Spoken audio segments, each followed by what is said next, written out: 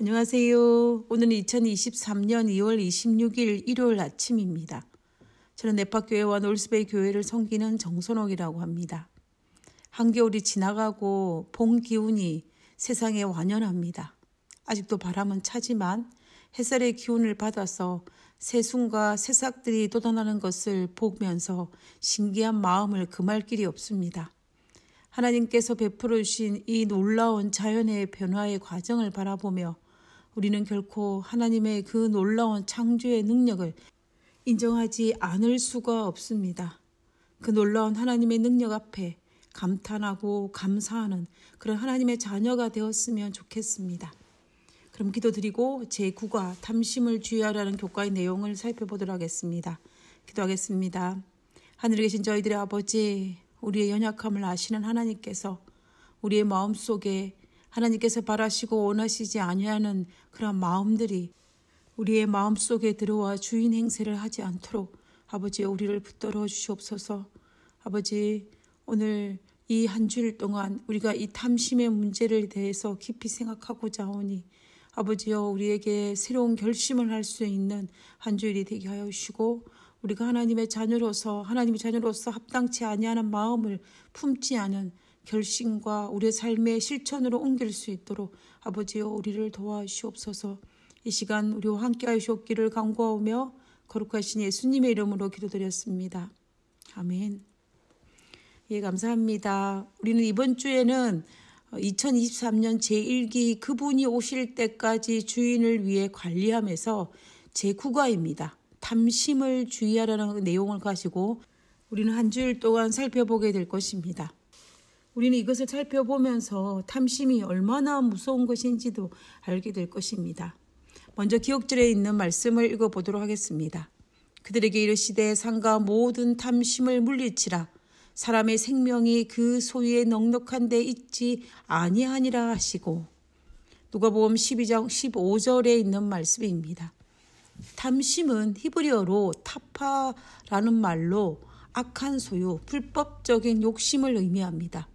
결국 탐심은 내 것이 아닌데 남의 것을 욕심내고 소유하고자 하는 악한 마음임을 알 수 있습니다. 그래서 교과책에서 정의하기를 탐심은 자기 것이 아닌 재물과 소유에 대한 과도한 욕망이라고 하였습니다. 하나님께서는 성경을 통해서 탐심이 얼마나 악한 것인지를 거듭거듭 강조하셨습니다. 10계명 중에서 10번째 계명이 내 이웃의 집을 탐내지 말라. 내 이웃의 아내나 그 남종이나 그의 여종이나 그의 소나 그의 낙이나 물론 내 이웃의 소유를 탐내지 말라라고 하였습니다.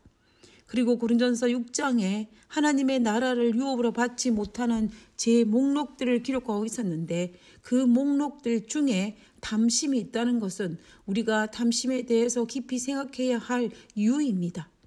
그래서 우리는 이 한 주를 통하여서 탐심이 얼마나 나쁜 것인지 그리고 어떻게 하면 그것이 내 삶 속에 들어와 나를 좀먹게 하지 않을 수 있을 것인지에 대해서 살펴보게 될 것입니다. 그럼 우리가 1월 소지부터 살펴보도록 하겠습니다.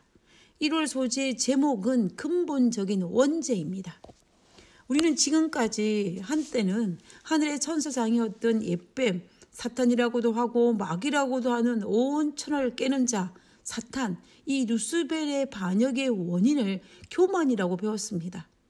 그런데 오늘 교과에서는 루시퍼가 타락한 이유, 즉 반역의 이유를 탐심이라고 이야기합니다. 그러면 교만과 탐심은 다른 감정일까요? 아니면 같은 감정일까요? 탐심이 남의 것을 탐을 내는 마음이라면 교만은 스스로 자기 자신을 높이는 마음입니다. 그런데 사실 이 교만과 탐심의 공통점이 하나 있습니다.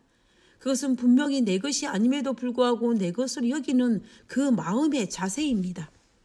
내 것이 아닌 것을 탐내는 마음이 탐심이라면 내 것이 아닌 것을 내 것으로 여기고 스스로 높이는 마음이 바로 교만입니다. 그런 측면에서 볼 때에 탐심과 교만은 둘 다 남의 것을 자기의 것이냐 여기는 측면에서는 동일하다라고 볼 수가 있습니다. 창조주의 자리가 내 것이 아님에도 불구하고 루스벨은 창조주의 자리를 탐했기 때문에 탐심이고 자신은 피조물임에도 불구하고 창조주이냐 자기를 높이고자 했기 때문에 교만입니다. 이사야 12장 14절에 보면은 루스벨이 천사장의 자리에 만족하지 못하고 가장 높은 구름에 올라 지극히 높은 자 창조주 하나님과 비기리라 라고 하였습니다. 내 것에 만족하지 못하고 내 것이 아닌 창조주의 것을 탐내었기 때문에 탐심이요. 그리고 스스로 높이고자 했기 때문에 교만입니다. 남의 것을 탐하는 탐심과 자신을 제대로 보지 못하는 이 교만은 완전한 자로 인정받은 루스벨조차도 땅으로 떨어지게 만들었으니 우리야 어떠하겠습니까? 우리는 이 감정이 얼마나 무서운 것인지를 우리는 스스로 인정하고 알아야 합니다. 우리는 이 감정이 나의 감정이 되지 않도록 우리는 날마다 기도해야 한다라는 것입니다. 누군가가 헬라 철학의 대가였던 이 탈레스에게 한 가지 질문을 했습니다. 이 세상에서 가장 어려운 일은 무엇입니까? 라고 질문하였습니다. 그러자 이 철학자가 대답하기를 자신을 아는 일이라 라고 대답했습니다. 그러자 또 다른 질문을 하였습니다. 그러면 가장 쉬운 일은 무엇입니까? 라고 물었습니다. 그러자 남 이야기를 하는 것이라 라고 대답했습니다. 참으로 맞는 말이라고 생각합니다. 나이가 들면서 점점 이 말에 동의하게 되는데요. 그것은 자녀에 대해서 가장 모르는 사람은 부모이고 그리고 자기 자신에 대해서 가장 모르는 사람이 자기 자신이라는 생각입니다. 어떤 경우에는 내가 나 자신에 대해서 잘 모르기 때문에 그래도 오늘 하루 웃으면서 살 수 있지 않나 라고 생각하면서 위로하고 쓴 미소를 지을 때가 있기도 합니다. 그러나 그럼에도 불구하고 자기 자신에 대해서 정말 모르면 우리도 루스벨처럼 정말 자기를 높이는 교만의 감정에 노예가 되기도 하고 심지어 타인의 것인지 나의 것인지를 분간하지 못하여 탐심을 품게 되는 것 같습니다. 그래서 자기 자신을 아는 것은 세상에서 가장 어려운 일일지도 모르겠습니다. 그와 반면에 남을 두고 이러쿵 저러쿵 이야기하는 것은 세상에서 가장 쉬운 일이라고 했습니다. 인디언 스윅스라는 사람은 남의 이야기를 하려면 그 사람의 신발을 신고 일주를 걸어 다녀 보아야 한다라고 했습니다. 우리가 바울을 좋아하는 이유가 무엇일까요?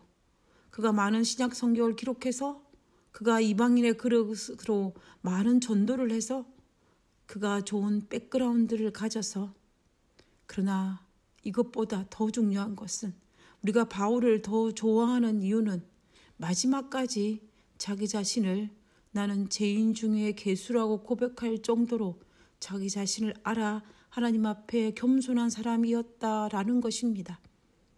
바울은 끊임없이 자신의 생애 동안 하나님 앞에 자기 자신을 제대로 알려고 노력하였고 자기 자신을 알아가면 갈수록 겸손한 자세로 나갔기 때문에 그가 나는 죄인 중에 괴수라고 고백할 수 있었던 것입니다.